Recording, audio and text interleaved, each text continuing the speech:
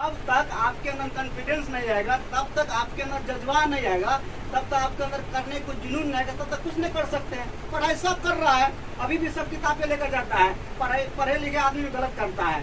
तो ऐसा कंडीशन सबके अंदर आता है। तो ये जो समय है, इस समय में शिक्षा सबके अंदर है, पढ़ा लिखा आदमी सब है। पढ़ा लिखा हमको लगता है गाँव में सब BA पास है। नया नया भाभी जो आती है ना, वो भी BA पास रहती है। गाँव भर में नया नया भाभी जो शादी करके जो आती है, वो भी BA पास रहती है, वो भी बड़का मोबाइल चलाती है और रोटी भी बनाती है, डांस भी करती है।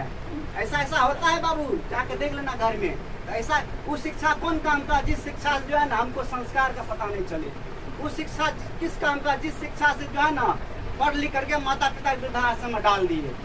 वृद्धाश्रम मतलब माता पिता जो है ना सेवा नहीं करता है। आजकल तो देखते बड़ा बड़ा घर में जो संयुक्त परिवार होता है, संयुक्त परिवार ऐसा परिवार होता है जिसमें चाचा चाची, दादा दादी, बुआ जो होता है, ये सब संयुक्त परिवार होता है। इस परिवार में क्या होता है, आप जाके देखिए, माता पिता खाने के लिए ललचता रहता है। वो पोता आरू को जो है ना दादी का गोद से उठ गया है, यानी उसको गोद में जाने का मन ही नहीं करता है।